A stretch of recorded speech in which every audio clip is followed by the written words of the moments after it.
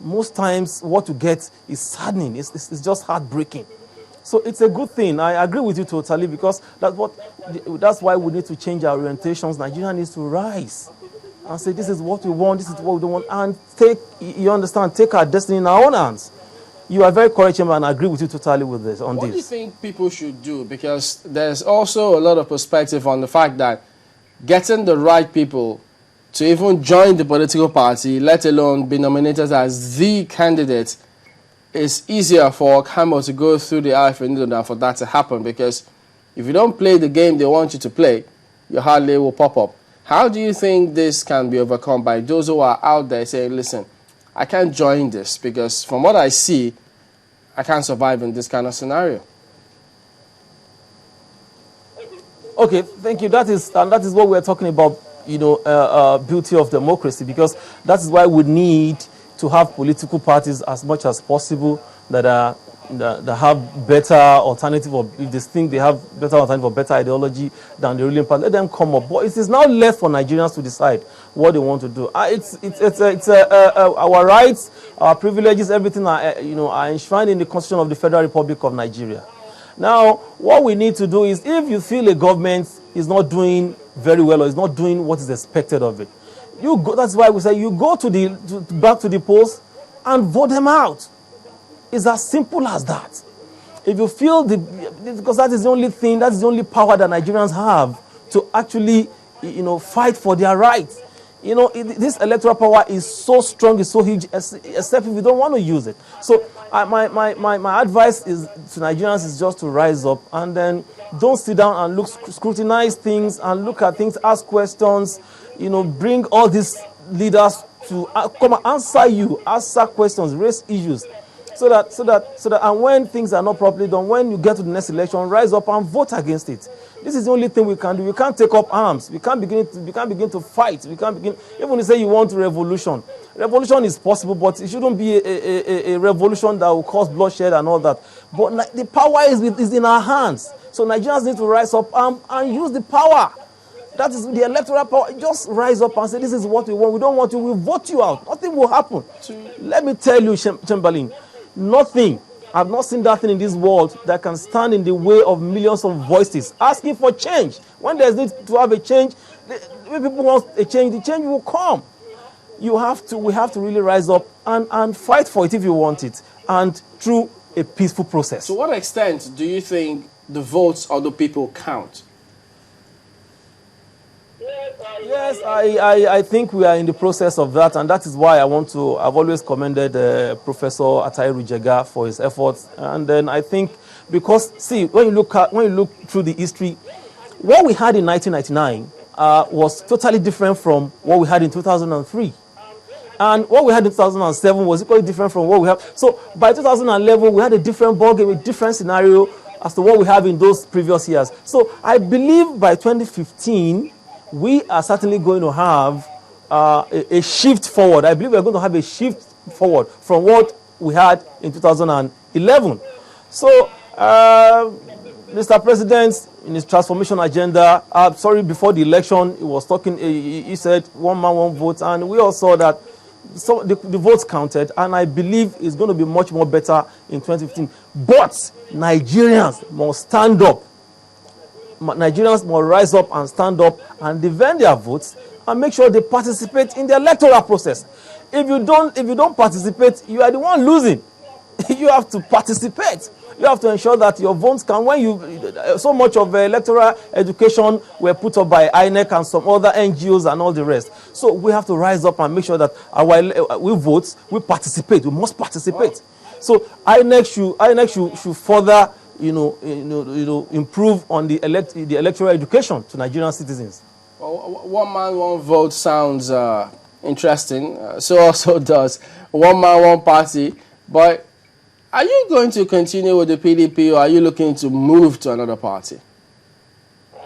I'm a PDP member. I've not lived in. PDP right is my now. party. I've been there since 1999. I've participated in elections. I've participated in all their programs. I was the former chief accountant there.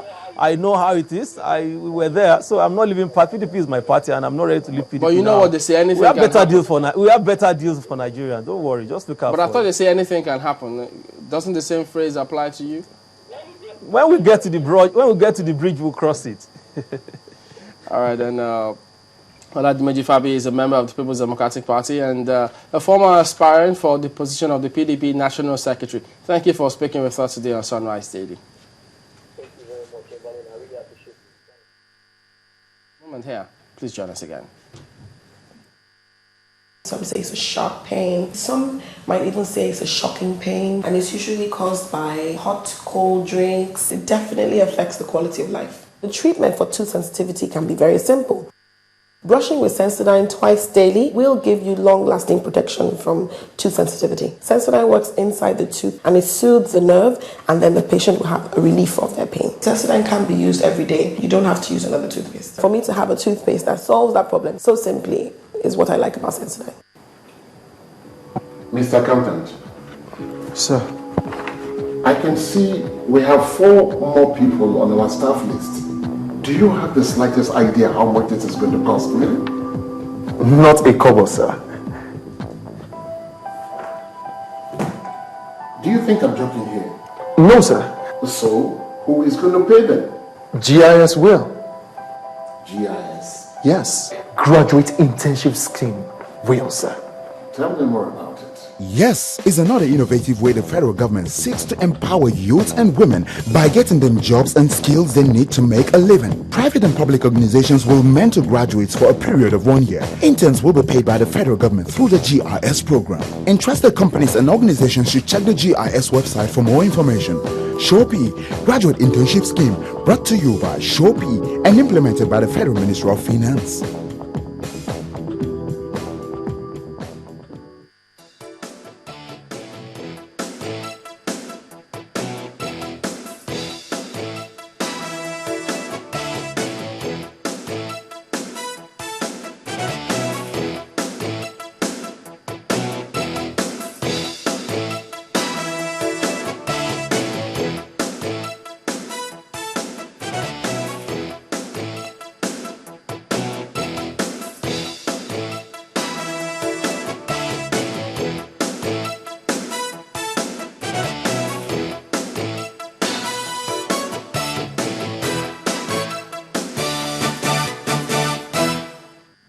It's home stretch now, and GT Ogunye joins us as a legal practitioner. Thank you for coming on this morning. It's my pleasure. Thank you for Well, the advent or metamorphosis, if you will, of all of these parties recently coming on stream, against the background of INEC trying to deregister, it reminds me of a football club. You're letting players go, you're signing new players.